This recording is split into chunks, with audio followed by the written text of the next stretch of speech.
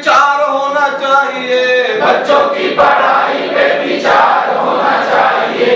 जिम्मेदारी जिसकी उससे बात होनी चाहिए, जिम्मेदारी जिसकी उससे बात होनी चाहिए। कुछ ऐसे बच्चे जो स्कूल नहीं आते हैं, कुछ ऐसे बच्चे जो स्कूल नहीं आते हैं, माता पिता उनसे घर का काम करवाते हैं, माता पिता उनसे घर का काम करवाते हैं। ऐसे अभिभावकों से बात होनी चाहिए, ऐसे अभिभावकों से बात होनी चाहिए। जिम्मेदारी जिसकी उससे बात होनी चाहिए, जिम्मेदारी जिसकी उससे बात होनी चाहिए। ले मसाले चल पड़े हैं मेरे गाँव के, ले मसाले चल पड़े हैं लोग मेरे गाँव के।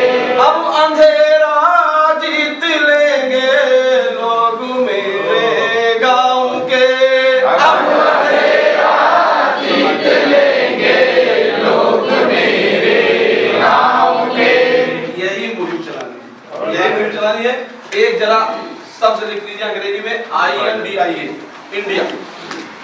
ऐसे ऐसे लिख लीजिए,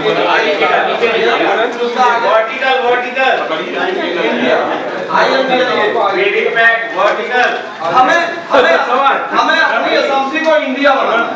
कैसे बनाएंगे? अगर जो भी हम सबने और हमारे दिनेश जी ने बहुत ही बेहतर तरीके से दायित्व चर्चा किया, I आइडेंटिफाई किसका आइडेंटिफाई करेंगे, पहचान करेंगे किसकी? नीड की। जो स्कूल का नीड है यानी इक्वल टू नीड, जो विद्यालय की जरूरतें हैं उसकी आइडेंटिफाई हमारी एसएमसी करेगी। आई मतलब आइडेंटिफाई यानी equal to need, D equal to design, फिर एक कार्य योजना बनाएगी कैसे उसको हमें कैसे हमें उसको ले जाना है। डी इक्वल टू डिजाइन, आई है आई इक्वल टू इम्प्लीमेंट, फिर उसका क्रियान्वयन करें।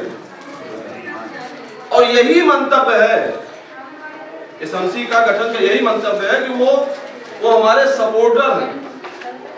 और हम ये कह सकते हैं, गर्व से कह सकते हैं, विद्यालय हमारा नहीं है, विद्यालय समुदाय का है। अगर हमारे स्कूल का कोई असली मालिक है तो समुदाय। ये चीज उनमें यही विश्वास जगाना है, यही विश्वास उनमें जगाना है।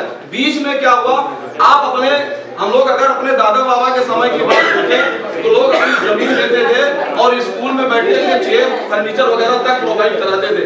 बीच में क्या हुआ, हमने विभाग हमारा देना शुरू किया तो गांव वालों को लगा कि स्कूल हमारा नहीं है, विभाग का हो गया। लेकिन अब फिर से इसमें एक बात आ गई है कि नहीं भाई, वास्तव में समुदाय इसका असली मालिक है। I equal to identify, N equal to need, D equal to design, फिर आई इक्वल टू इम्प्लीमेंट, फिर असेसमेंट भी करें, आकलन भी करते रहे कि हम जो दायित्व जो कार्य योजना बनाए हैं उस कार्य योजना को हम कहां तक लेके आगे गए हैं। तो इस पे हमें फोकस करना है। और हमेशा एक चीज ध्यान रखिएगा, वही 3 पिलर है, बच्चा, शिक्षक और समुदाय। हमारे पास कोई जादुई छड़ी नहीं है, हम ऐसे जादुई छड़ी घुमा दे समुदाय हमारे सहयोग में आ जाए। कितना भी आप सारे लोग भी सर इस बात से सहमत होंगे, कितनी भी हम योजनाएं बना लें, अगर समुदाय हमारा सपोर्ट नहीं कर रहा है, हमारी योजनाएं धरातल पे उस परिणाम को नहीं पा सकती है जो परिणाम हम चाहते हैं। तो इसके लिए हमें व्हाट कैन आई डू, हम क्या कर सकते हैं समुदाय को जगाने के लिए, समुदाय को जोड़ने के लिए, इस पे हमको काम करने की जरूरत है। मैं हमेशा एक ही चीज कहता हूँ, कुछ ऐसे दृष्टांत हैं जो आप समुदाय के सामने कहिए। अक्सर मैं एक छोटा सा प्रसंग कहता हूँ कि 35 साल की उम्र में डकैत हो गया है। 35 साल बहुत बड़ा डाकू है। एक व्यक्ति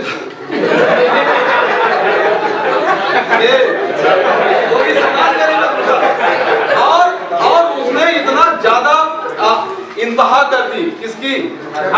इंतजार की। इतना ज्यादा इंतहा कर दी कि उसको पनिशमेंट हो गया और सजाए मौत, फांसी की सजा। उससे अंतिम इच्छा पूछी गई कि अंतिम इच्छा क्या है? उसने कहा सर अंतिम इच्छा यह है कि मैं अपनी माँ से मिलना चाहता हूँ।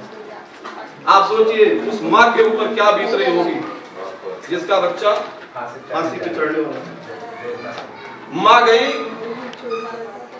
इधर सिपाही खड़े, इधर वो बेटा खड़ा, उसने कहा माँ की आंखों से तो आंसुओं की धारा चल पड़ी। कौन माँ खुश होगी, कौन माँ चाहती है कि मेरे बेटे को भरी जवानी में इस तरीके से बातें हो। उसने कहा माँ मेरे पास आओ। माँ उसके पास गई, कहा माँ अपना कान मेरे मुंह के पास लो, मैं कुछ कहना चाहता हूँ। और जैसे माँ ने दबाया, जैसे माँ ने ऐसे किया, उसने सीधे अपने मुंह में भर लिया। इधर आंखों से आंसुओं की धारा, इधर कान से खून की धारा बह चली। जो सिपाही थे उन्होंने किसी तरीके से कान को उसके मुंह से छुड़ाया। अब तक तो काफी कुछ खतरा हो ही चुका था। वहां के लोगों ने कहा अरे पागल, अरे बेईमान, हाथ पे काम न करता। तो कहा सर आज अगर मुझे ये हो रहा है तो इसमें कहीं ना कहीं मेरी इस माँ का भी। जब मैं पहली बार रास्ते से आते समय एक अंडा चोरी करके लेके आया तो मेरी माँ ने कहा कि बेटा कल 4 और ले आना, आमलेट बनाऊंगी।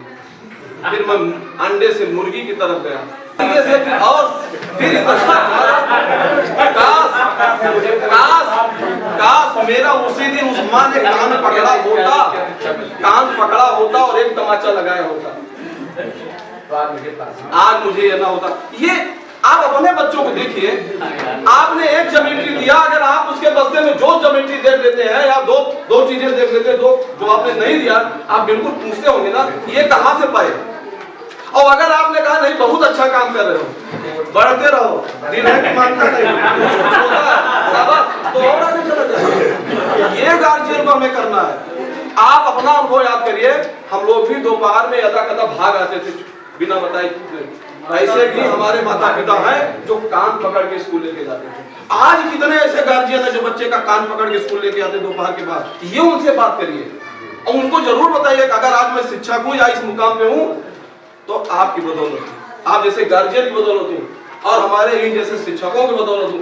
ये कोऑर्डिनेशन, अगर ये सपोर्ट गांव का मिल रहा है, इसीलिए शमसी की बात हम लोग करते हैं।